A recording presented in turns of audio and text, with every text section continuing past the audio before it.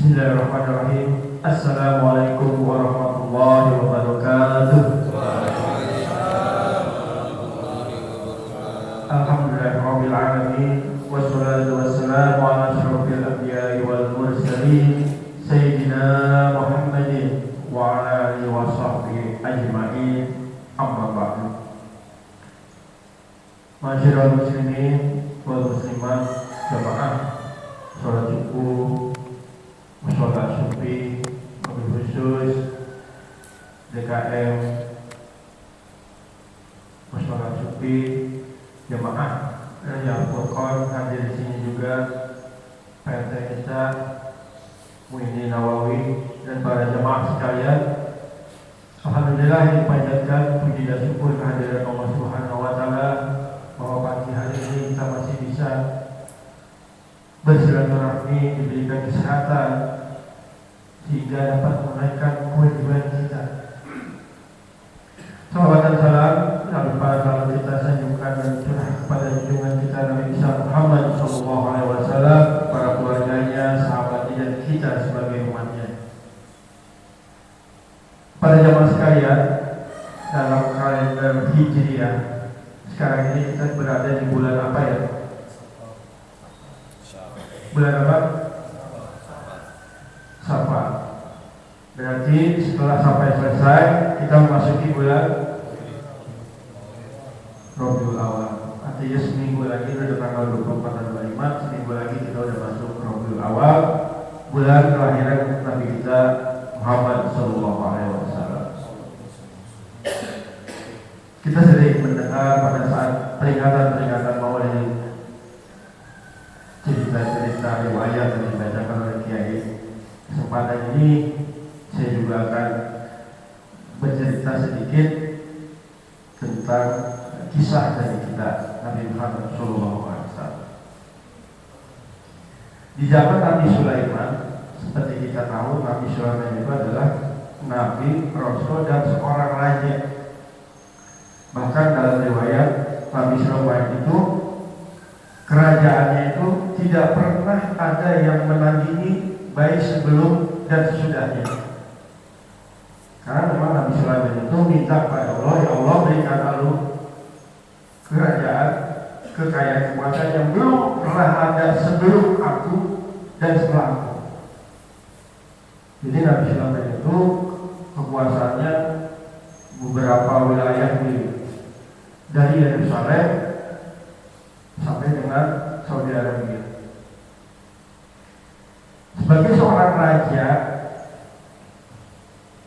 setiap beberapa saat sekali dia selalu mengadakan kunjungan kerja keliling wilayah-wilayah mana untuk memperhatikan kehidupan masyarakatnya.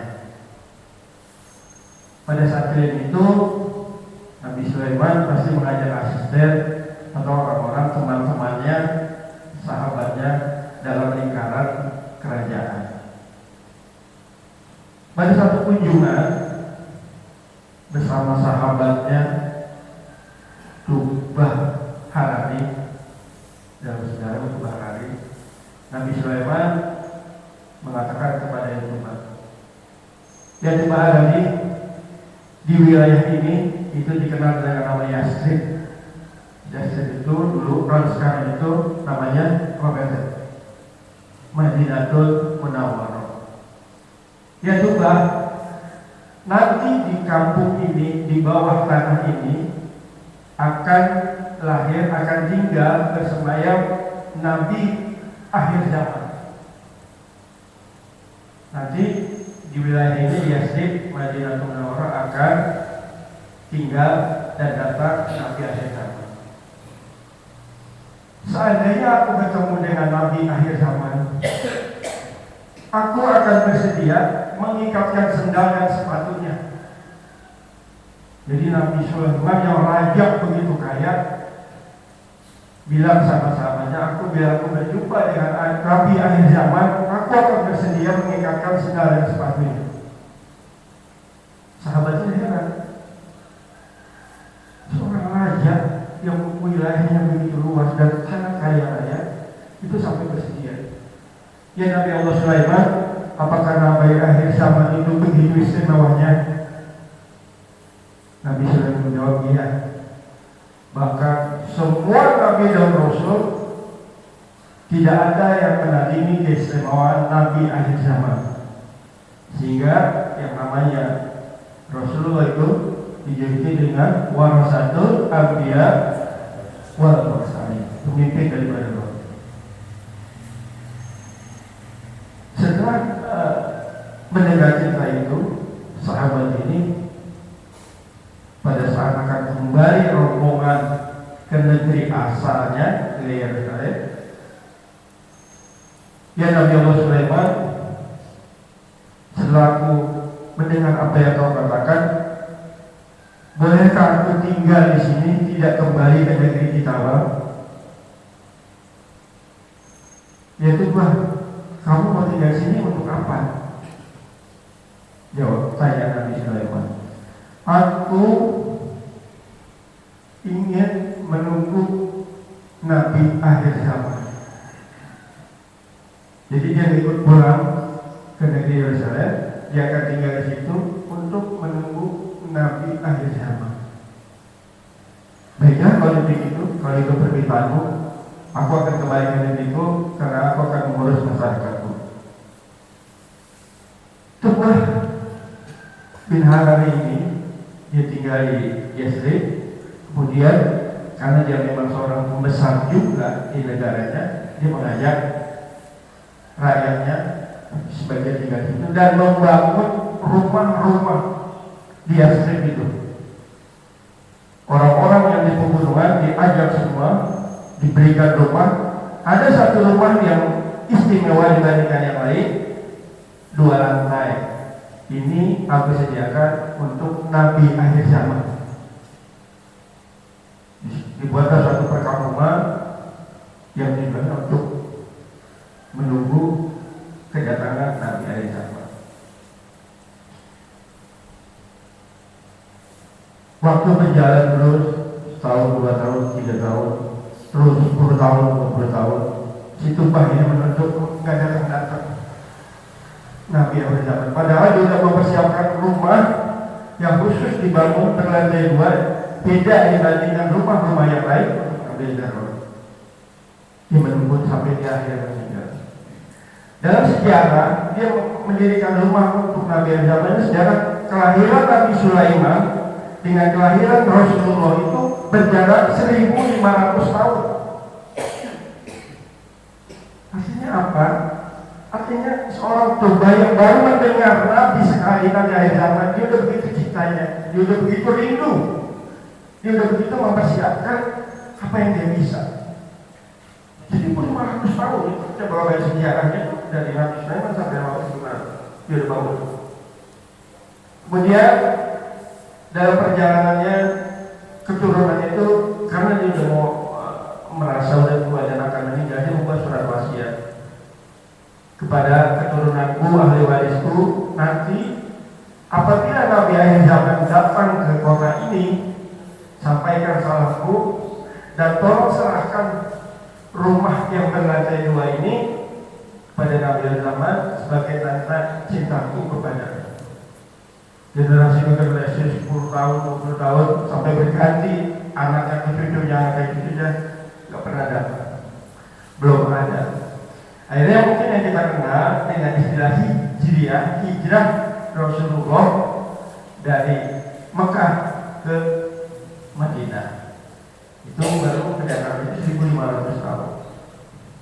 Itu kalau kita ceritakan pada saat itu dimulai tahun Hijriah dan qasidahnya itu sampai sekarang masih kita bawa. Itu qasidah yang dinyanyikan itu udah 1400 tahun. Masih ingat qasidahnya?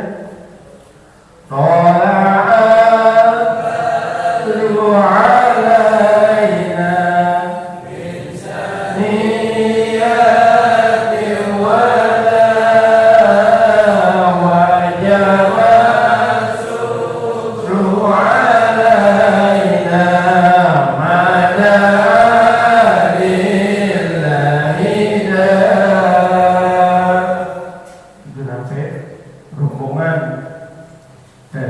Makkah. Seperti kita sudah sering dengar bahwa pada saat itu semua masyarakat Madinah menginginkan Rasulullah singgah di rumahnya. Ya Rasulullah, kamu tinggal di sini aja. Ya Rasulullah, kamu tinggal di sini aja di rumahku. Karena itu ada suatu kebanggaan apabila Rasulullah tinggal di Madinah. Dengan kebijakan Rasulullah, kita sedang cerita, sehingga dia meminta melepas untanya. Aku tidak akan memilih rumah apa. Nanti tergantung untaku berhenti di mana, gitu kan? Nah, kan makanya ada rumah berhenti. Unta berhenti di situ akan kubangun masjid dan rumahku. Semua berharap.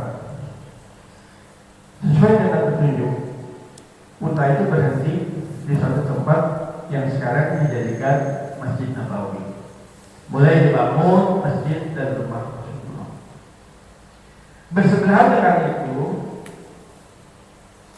adalah rumah yang dulu diwariskan sama buyut-buyutnya itu Maharani. Sekarang itu judul yang mendasarkan itu namanya Abu Ayyub Al-Ansari. Pas di atas itu, sehingga sementara Rasulullah tinggal di rumah yang dulu diwariskan. Jadi sebetulnya dia mampir, tapi sebetulnya adalah rumah memang yang dihayatkan oleh kakek moyangnya Abu Ayyub Al-Ansari. Pada saat dalam jamuan makan, Rasulullah bertanya kepada pemilik tuan rumah dari rumah itu, "Ya Abu Ayyub Al-Ansari, bolehkah aku bertanya kepadamu, ya Rasulullah? Aku ingin melihat surat wasiat yang ditulis oleh kakek moyangmu."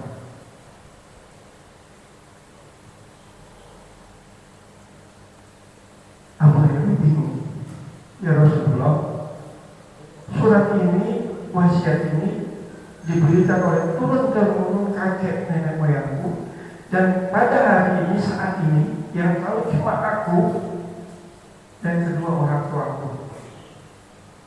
Dari mana kamu bisa tahu Rasulullah? Sedangkan kamu belum aku tahu." Rasulullah menjawab, "Ya Abu Ayyub Al-Ansari, pada saat kakek moyangmu menulis surat wasiat ini atas izin Allah, aku diperkenankan menyaksikan pada saat kakek moyangmu menulis surat wasiat ini." Allahumma sholli ala sayyidina Muhammad. 1500 tahun Rasulullah belum lahir, dia sudah bisa menyaksikan kakek moyang dari Abu Ayyub Al-Ansari menulis wasiat memberikan hadiah rumah. Artinya apa? Artinya memang benar riwayat-riwayat ini kita dengar bahwa nur Nabi Muhammad Rasulullah itu 2000 tahun sebelum Nabi Adam sudah ada, sudah disiapkan. Mungkin Ustaz Mahyudin ini tidak ada kalimat lawaka yang kalau bukan karena kamu tidak akan diciptakan dunia ini. Itulah kebesaran Nabi kita Muhammad Sallallahu Alaihi Wasallam. Beberapa hari lagi kita akan masuk bulan itu, akan banyak di mana-mana peringatan Maulid. Saatnya kita membesarkan sebagai umatnya, kalau kita mengharapkan syafaat dari beliau. Bahkan kalau kita kemarin lagi nyari kiai itu 1 bulan November udah full. Semua kiai. Itu karena apa? Apa karena kepintaran itu bisa ngomong? Enggak. Itu karena barokah dari Rasulullah Sallallahu Alaihi Wasallam. Jelas sedikit cuplikan cerita perjalanan kecintaan orang-orang sebelum Nabi yang sudah mempersiapkan, padahal dia belum ada. Dengar sekali nama kebesaran itu dia sudah mempersiapkan. Nah, kita yang mengharapkan saatnya dan kita menjadi umatnya, marilah kita menyenangi beliau dengan peringatan-peringatan hadir dalam majlis-majlis Rasulullah. Partisipasi dalam peringatan Maulid bukan berarti kita harus nyumbang banyak, membesar-besarkan kegiatan. Bahkan panitia kecil yang masang umbul-umbul aja itu menurut riwayat sudah ada pahalanya gitu. Jadi berarti menggembirakan Rasulullah. Mereka hadir meskipun mereka baginda Rasulullah meninggal, tapi jasanya mereka tetap lihat umatnya. Aku akan senang akan melihat umatku memberikan salam kepadaku. Sudah berkata Maulid Assalamualaikum, itu kan itu salam kepada dia. Begitu juga perlu ditanamkan kerinduan kita kepada Rasulullah, karena dia yang akan menjadi pembela kita di hari kiamat. Semakin banyak kita berselawat, dia akan ingat bahwa ini jamaah Sufi, ini jamaah Al-Furqan. Pada saat orang dikumpul pada masa, dia akan lihat ini orang jamaah kita yang sering berselawat. Dan itu gak ada ruginya berselawat. Bahkan kita harus menanamkan kerinduan bisa mengunjungi makam Rasulullah. Beda antara sholawat di sini dengan sholawat di sana. Meskipun sholawat dimanapun akan dijawab oleh Rasulullah. Rasulullah tetap ada, makanya kalau kita mulai kadang-kadang nggak mungkin ada bang. Itu dibikin namanya sagi ya. Apa namanya kalau sekarang? Good. Hadir gitu. Rasulullah hadir menyaksikan, menjawab salam kita. Pada kita memberikan salam, mereka menjawab. Dan itu mereka dia akan ingat ini umat.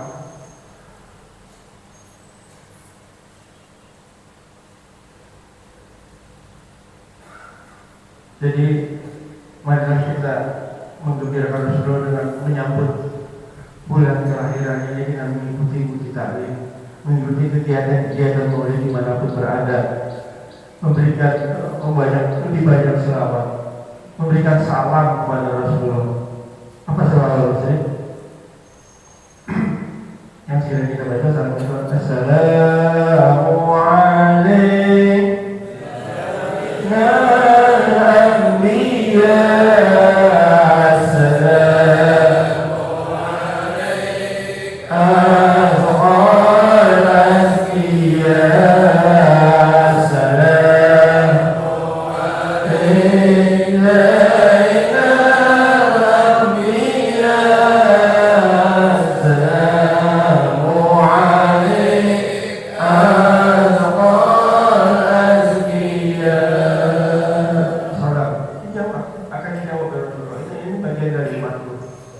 Mungkin kalau di sini kita bersalam, kita lagi Maulid, kita harus membayangkan pada saat tadi kita nanti bersolawat, kita bayangkan Rasulullah hadir di tempat kita.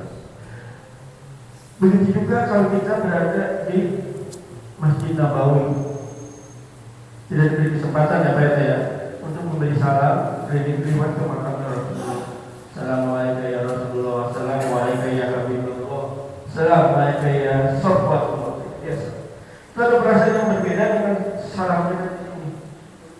Karena itu akan langsung dijawab oleh Rasulullah di makamnya. Tentunya kita berharap, kita doakan semua kita jamaah Sufi Al-Furqan bisa mengunjungi makamnya Rasulullah SAW. Dan sekarang ini kita membantu umat Nabi Muhammad SAW, dan suatu saat nanti dari nanti Rasulullah juga mengakui bahwa kita adalah umatnya. Saya kira itu sedikit pencerahan dari saya untuk lebih menanamkan kecintaan kita Nabi Muhammad SAW. Terima kasih. Assalamualaikum warahmatullahi wabarakatuh.